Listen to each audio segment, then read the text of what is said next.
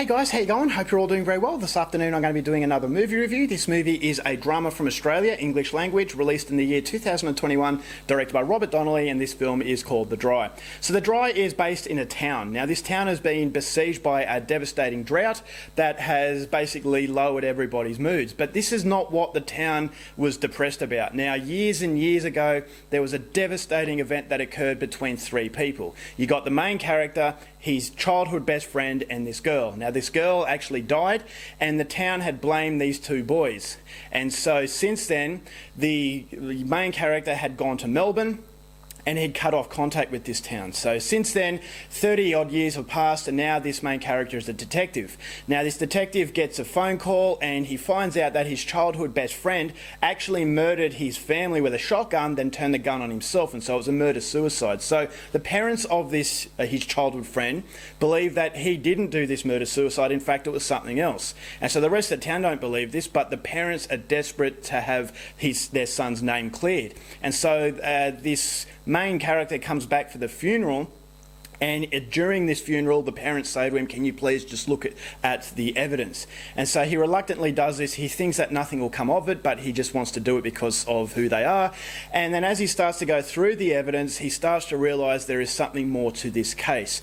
And so not only does he have to try and clear the name of his best friend, but he also has to stay out of trouble because the town still believe that he was responsible for what happened in the past, which is going to make getting the truth a lot more difficult. So whether or not he can, something you're going to have to find out for yourself, because that's as far as I'm going with my synopsis. Now my thoughts on The Dry. This is a film that is based on a novel. So first of all, I want to say that I haven't read the novel, so I can't compare the two, and so I believe that that's something that's very good. When you come into a film, you're not really comparing it for something else.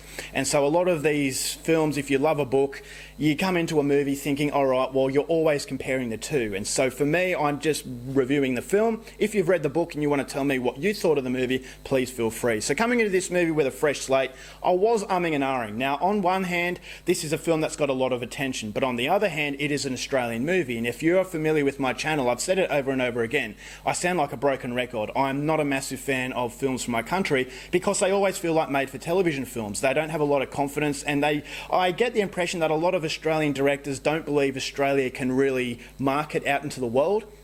And so they want to be these, they want to be American films, or they're just made for TV films that have no confidence. They don't believe that they have what it takes to really gain an audience. So whenever a film comes along that has a lot of attention, that is actually coming out in cinemas, I definitely want to go and see them. And so I did have that skepticism, but I was encouraged by the fact that a lot of people were talking about it, a lot of people had written reviews in the newspapers, and a lot of people who love the book were actually talking about it as well. And so I was definitely umming and ahhing about what I was going to get. And yesterday I went to the cinema with my wife and my sister and her husband, and I was finally going to see whether or not this movie was going to be a masterpiece. And I will say that although it's not a masterpiece, I was still really pleased with the fact that it feels like a cinematic film. It feels like a movie that possesses a lot of confidence, and it's definitely a movie that needs to be made more often. So Robert Donnelly demonstrates a high capability of not only producing an atmosphere, but also telling a murder mystery story in a way that invests your interest from start to finish. If you have a murder mystery film that doesn't have an interesting story, then you defeat the purpose and it doesn't work.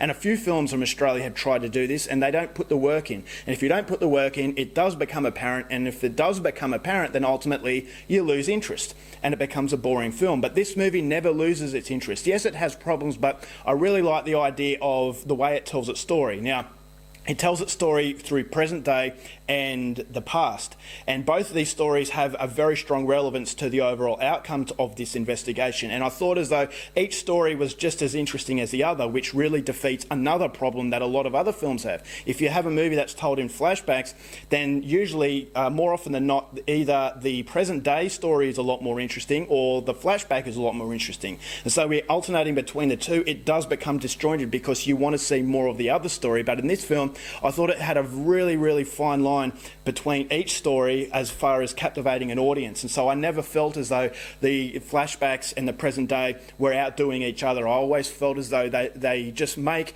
the progression of the present day situation spiral in that really dark and downbeat, depressing environment. And so this movie looks very good as far as cinematography is concerned.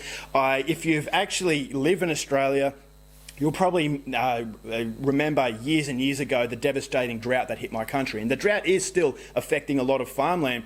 But for me, this is a film that really brought back that downbeat, depressing sort of atmosphere that it was many years ago in my city in Canberra, is that everything was dead, everything was dry, all the positivity was being sucked out of everyone. You had the water levels that were dangerously low and all hope was lost, and you just had that really heavy feeling.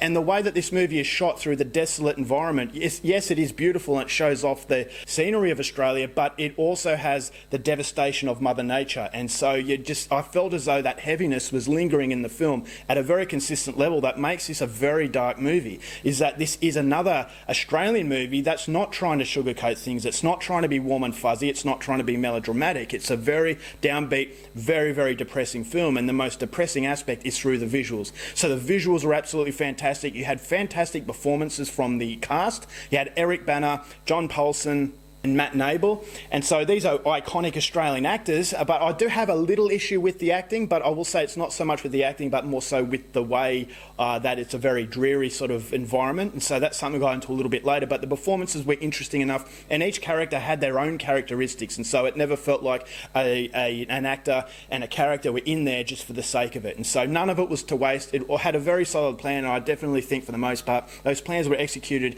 in a very impressive way. And so for Australian film, it is definitely a surprise whenever you come across a film like this, and so it is an indication that Australians still know how to make riveting experiences. And so, as I said, the mystery was really good. There are some shocking moments, there are some emotional moments, but it never really concentrates too hard on making you feel emotional. You just get that emotion through the way that the visuals, the story and the soundtrack combine together. And so I thought, all right, well, I'm definitely happy that I spent nearly 2 hours watching this movie.